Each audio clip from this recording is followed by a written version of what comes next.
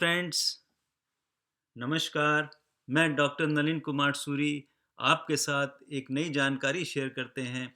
चलिए जानकारी हासिल करते हैं कि जब कभी हमारी आँख में जो कंजक्टिवा होता है उसकी सुपरफिशियल लेयर में अगर कोई फॉरेन बॉडी गिर जाती है तो हमें उसको क्या-क्या उसका सिम्पटम बन जाते हैं और उसका हम किस प्रकार से घर बैठे ही घरेलू उपचार कर सकते हैं।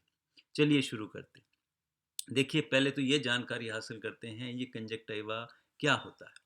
देखिए जो हमारी आँख है इसके ऊपर जो आपको वाइट पोर्शन दिख रहा है, बीच में तो कॉर्निया होता है, साइड का जो ये वाइट पोर्शन होता है और जो अपर लिड और लोअर लिड होती है, इसके ऊपर एक ट्रांसपेरेंट थिन एक फ़िल्म होती है और ये जो ट्रांसपेरेंट थिन मेम्ब्रेन है, इसी को हम कंजक्टिवा कहते हैं। तो ये जो है, जो व्हाइट पोर्शन में जो दिखाई देती है, उसे हम बल्बर कंजक्टिवा के नाम से कहते हैं और जो लिड्स के ऊपर होती है, कि अंदर की तरफ जो होती है, उसे हम पैल्पेब्रल कंजक्टिवा कहते हैं। और ये दोनों पीछे जाके आपस में जुड़े होते हैं और लेकिन वो जुड़ा हुआ जो पन है, वो टाइट नहीं होता, वहाँ पे बहुत लूज़ ये कंजक्टिवा होता है, जिसकी वजह से हम अपनी आँख को घुमा सकते हैं, ऊपर-नीचे, दाएँ-बाएँ चला सकते हैं। अब ये जो कंजक्टिवा होता है इसके अंदर गोबलेट सेल्स होते हैं पीछे की तरफ। वो क्या करते हैं कि 24 घंटे एक म्यूसिन सिक्रीट करते रहते हैं, जिसकी वजह से हमारी आँख जो है मॉइस्ट बनी रहती है और इसको प्रोटेक्शन मिलता रहता है। और उसमें कुछ ऐसे इम्यून सेल्स भी होते हैं जो इसमें इन्फेक्शन होने से बचाते हैं। तो होता ये नेचर ने ऐसा क्यों बनाया? देखिए अगर हमारी आँख 24 घंटे एटमॉस्फेयर के डायरेक्ट कांटेक्ट में आती है, तो अगर उसमें मॉइस्चर नहीं होगी तो वो ड्राई हो जाएगी, सूख जाएगी, उसमें फिर आँख की वर्किंग में गड़बड़ हो जाएगी, सूखापन आ जाएगा और बहुत सारे फिर परेशानियाँ बन जाएँगी। इसलिए नेचर ने क्या किया कि ये इस लेयर को हमेशा मॉइस्ट रखते हैं, तो उस मॉइस्ट की वजह से आपकी आँख प्रोटेक्शन भी रहता है और उसमें इन्फेक्शन होने के चांसेस भी नहीं होते। तो अब देखिए जब आप इतना 24 घंटे आप एक्सपोज़ होंगे एटमॉस्फेयर में तो उस हवा के अंदर बहुत सारे कण हो सकते हैं, रेत के कण हो सकते हैं, मिट्टी का कण हो सकता है, मच्छर आज हो सकता है, कोई मक्खी का कोई पार्ट हो सकता है या ये मान लीजिए कोई लोहे का कण आ सकता है, काँच का आ सकता है। कहने का मतलब है कि एटमॉस्फेयर में छोटे-छोटे बहुत टुकड़े होते हैं और वो आपकी आँख में गिर सकते हैं। किसी भी वजह से वो तो बात अलग है, लेकिन अगर वो आँख के अंदर आ गया, तो होता क्या है कि जब आँख के अंदर वो आ जाता है तो आपको बहुत इरिटेशन होती है, आँख ब्लिंकिंग करती है, आपको ये पता ही नहीं लगता कि ये मेरा जो फॉरेन बॉडी गिरी है वो आँख के किस हिस्से में गिरी है। वो भी अंदाज़ा नहीं लगा सकते, आप जितना ब्लिंकिंग करते हैं, उतना वो अपनी पोजीशन भी चेंज करती रहती है, आँख से पानी भी आना शुरू हो जाता है। तो ऐसी कंडीशन में फिर हमें क्या करना चाहिए? तो देखिए सबसे आसान तरीका ये है कि आप सलाइन वाटर लेकर या सादा पानी, हल्का सा गुनगुना पानी अगर उबाल के ठंडा करके लें तो बहुत अच्छा है। तो उस आँख को आप धो लीजिए।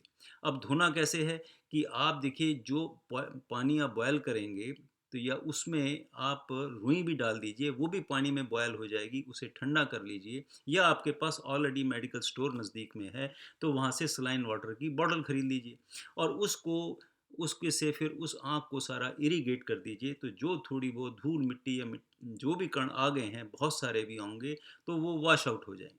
और एक टॉर्च लेके अगर आप उसे साइड से जब चेक करेंगे तो हो सकता है कि कॉर्निया के ऊपर भी थोड़े से धूल के कण चिपके हुए हो सकते हैं, तो उसको कभी भी अपनी तरफ से कोशिश करके नहीं हटाना चाहिए। एक सिंपल सा कॉटन का वूल लेकर अगर एक रोल में हट जाता है तो ठीक है, लेकिन उसे बार-बार टच नहीं करना चाहिए क्योंकि ये एपिथेलियम जो उसकी होती है, ये बहुत नाज़ुक होती है और वो फिर उसमें जख्म हो सकता है और बड़ी परेशानी भी आ सकती है। तो इसलिए आप इरिगेट कर लीजिए।